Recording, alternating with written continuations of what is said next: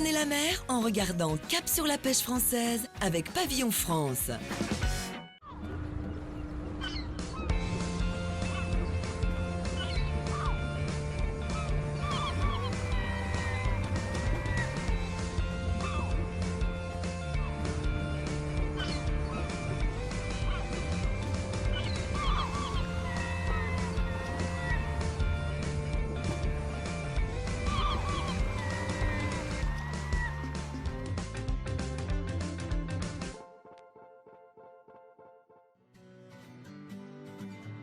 Bienvenue à Cap-Breton, port de plaisance, station balnéaire réputée avec ses 8 plages et son emblématique jetée, l'Estacade, face à Osgore, le paradis des amateurs de sport de glisse.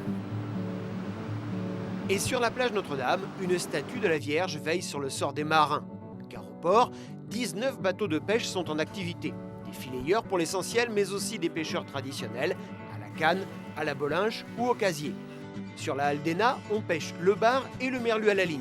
Durant l'été, la canne remplace les palangres pour pêcher le thon rouge. Alors là, j'ai Jean-Christophe, mon second, qui, quand on n'est pas au thon, qui me remplace, qui patronne le bateau. Après avoir longtemps navigué, l'armateur laisse aujourd'hui la barre à son second et à 2 matelots. Mais il a toujours la passion de la mer chevillée au corps. J'ai commencé très jeune, les mercredis, quand il n'y avait pas d'école, les week-ends et les vacances, j'étais tout le temps fourré. Et après, bon, j'ai fait l'école de pêche et dès que j'ai pu, j'ai navigué. Voilà. C'est plus qu'une passion. Je ne sais pas, je ne saurais pas l'expliquer, c'est que j'ai besoin d'aller sur l'eau. Voilà, c'est un appel, voilà, si je suis trop longtemps à terre, ça ne va plus.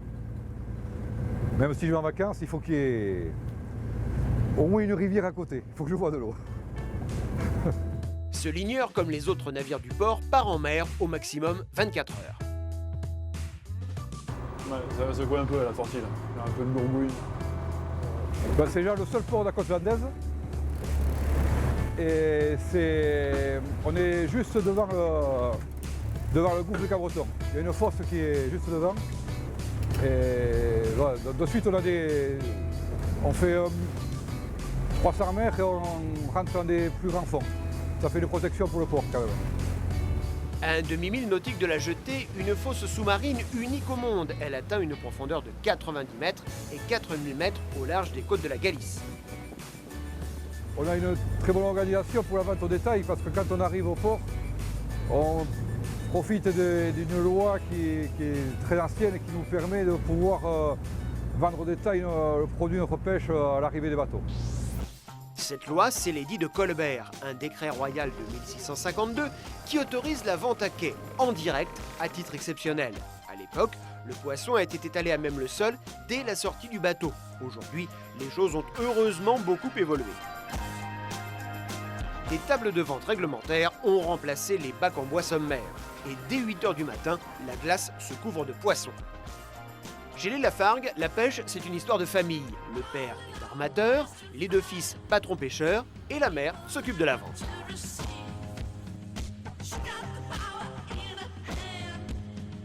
Donc le Crésus, bon, aujourd'hui il n'est pas là, il est en mer. Hein. Mais vous voyez la pêche, ils sont rentrés cette nuit, ils sont repartis en suivant, parce que tant qu'il y a beau temps, il faut aller en mer. Hein.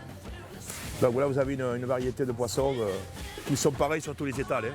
Alors aujourd'hui, vous avez de la lotte, vous avez des cétos ou langue d'avocat, cétos, sol perdrix. Là, c'est de la barbue. Là, c'est un turbo. Là, vous avez du rouget barbé, du Saint-Pierre, pince de crabe, bien sûr. Quand il y en a, bien content. Du bar et de la sole. Pour le moment, c'est ce que j'ai. Vous avez des codolotes qui arrivent d'autres pays membres, il faut savoir ça aussi. Il y a les concurrences qui se fait. Vous avez du merlu au Chili, vous avez de la sole belge, hollandaise, voilà quoi. Mais nous, ici, c'est que de la pêche sauvage et artisanale. Il ne faut pas confondre, parce que des fois, on croit que... Pêche locale. Pêche locale, surtout, oui. Oui. Voilà. Parce qu'on sort, on est à côté, quoi. Ça va très vite, quoi. Là, c'est les petits merlus, merluchons. L'étal est à peine mis en place, les premiers clients arrivent déjà. C'est le poumon de la ville, en fait, parce que vous voyez, bon, là, il est de bonne heure, mais d'ici une petite heure, vous allez voir le monde qui va arriver. Pour nous, c'est impeccable, quoi. Mais cette forme de vente demeure exceptionnelle et uniquement pratiquée à Cap-Breton. Ce jour-là, les bateaux rentrent au port au cours de la matinée, mais il n'y a pas de règle. Les départs et les arrivées dépendent chaque jour des horaires de la marée. Les princes qui arrivent de sa nuit de pêche, ils sont partis hier soir. Le navire jaune vif, qui arbore fièrement l'effigie du célèbre personnage de Saint-Exupéry, appartient à l'armateur. Ça va, Ludo? Voilà.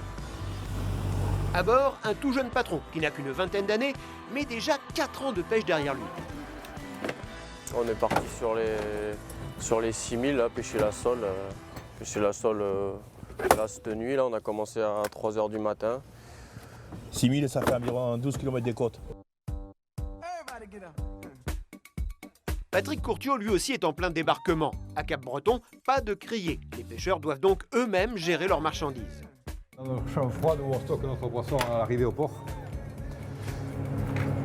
Lorsque les pêcheurs débarquent et que les tables sont fermées, c'est ici qu'ils déposent leurs marchandises. Ensuite, ils séparent les poissons de plus petite taille, très demandés par les particuliers et les restaurateurs locaux.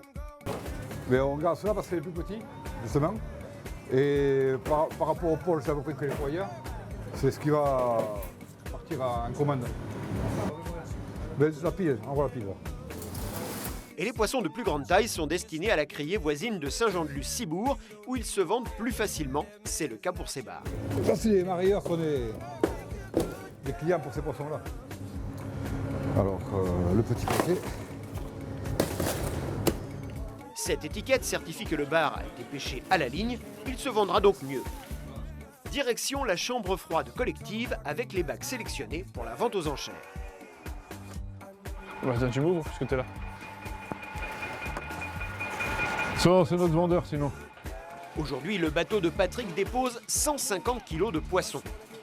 Ce soir, le camion de Saint-Jean-de-Luz, il va venir. Et tout ça, ça sera vendu demain matin aux enchères à Saint-Jean-de-Luz. Reste à espérer pour les pêcheurs que le cours soit satisfaisant. Et on ferme la caverne. Patrick Lafargue a aujourd'hui passé la main et le gouvernail, mais avec un peu plus de 30 ans de pêche derrière lui, il est la mémoire vive du port. Bon, là, on va arriver en haut de la capitainerie. Comme ça, on a une vue sur le port de pêche. Direction la tour de la capitainerie. Sur la gauche, vous avez l'entrée du port de Cap-Breton, hein, la passe, le goulet, comme je dis moi. Après, en face, c'est Cap-Breton, le canal. Ici, vous avez le lac d'Ossegor, qui va plus loin, sur le port Notre-Dame. Et là, vous avez une vision assiette du port. Là, vous avez la grue. Il n'y en a qu'une, malheureusement. Et là, vous avez le silo à glace, la fabrique de glace. Là, vous avez une belle vue sur le port de Cap-Breton. Ça, c'est la partie plaisance. Il y a 1000 bateaux environ. Depuis son installation à Cap-Breton, il a vu le port évoluer et il est fier de la croissance dont il a été le témoin, mais aussi l'acteur. Ça fait 33 ans que je suis ici. Il y a 35 ans, il y avait 4 bateaux. C'était déjà 2 Cap-Breton, déjà du cru, qui faisaient leur métier. Puis petit à petit, ça a évolué. Bon, et puis on a accédé pour arriver à ce que vous voyez ici aujourd'hui. 19 bateaux, 19 étals. Du fait des avantages du port, la relève semble assurée ici, mais la transmission du savoir-faire est aussi une nécessité et Patrick y veille.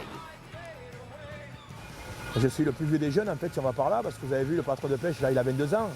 Vous avez des armateurs qui ont 30 ans, 33 ans. Et ce qui est bien, c'est le renouveau, parce qu'il faut que les jeunes reprennent la pêche. Et c'est nous, on essaie de faire ce qu'il faut pour les aider.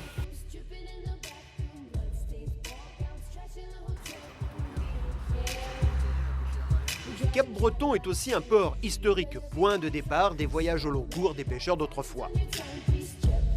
On appelait la ville de Cap-Breton la cité des Saint-Capitaine. Voilà.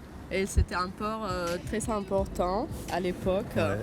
un port des Rénans où on chassait la baleine, la morue, et puis il y avait une flottille sardinière aussi. Mais au XVIe siècle, un événement a sonné le déclin du port. Et ça, c'est des baïonnés. Hein. Ouais, c'est ça. C'est des baïonnés qui nous ont détourné l'Adour en 1578. L'Adour étant détournée, l'embouchure était plus petite, il n'y avait pas encore d'infrastructure et vraiment des véritables ports. Donc il a fallu attendre Napoléon III c'est beaucoup plus tard. Voilà, pour qu'il ordonne des travaux. Il a construit notamment l'estacade et l'activité a commencé à reprendre, notamment grâce à la mode des bains des mers et tout ça.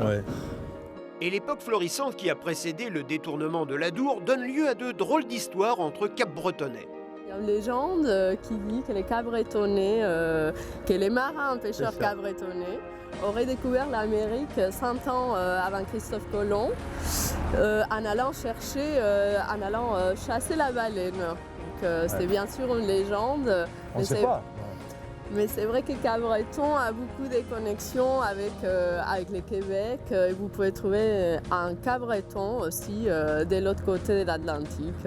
Alors, pourquoi pas?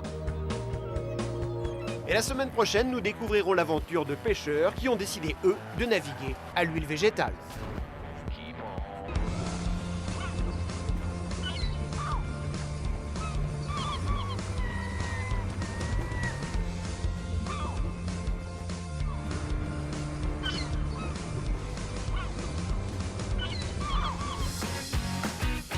C'était Cap sur la pêche française avec Pavillon France.